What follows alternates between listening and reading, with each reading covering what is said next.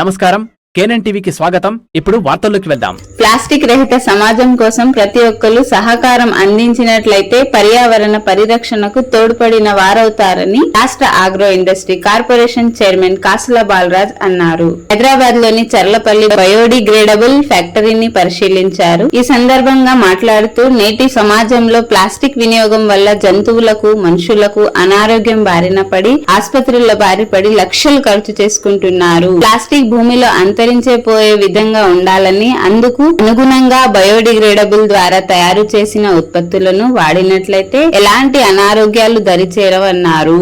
Plastic రహిత సమాజం కోసం బయోడిగ్రేడబుల్ ద్వారా ఉత్పత్తి అవుతున్న వస్తువులను పరిశీలించి సంతృప్తి వ్యక్తం చేశారు. రాష్ట్ర ప్రభుత్వంతో మాట్లాడి ఆగ్రో సంస్థ ద్వారా బయోడిగ్రేడబుల్ ఉత్పత్తులు తయారు చేసి ప్రజలకు అందించేందుకు కృషి చేస్తానన్నారు.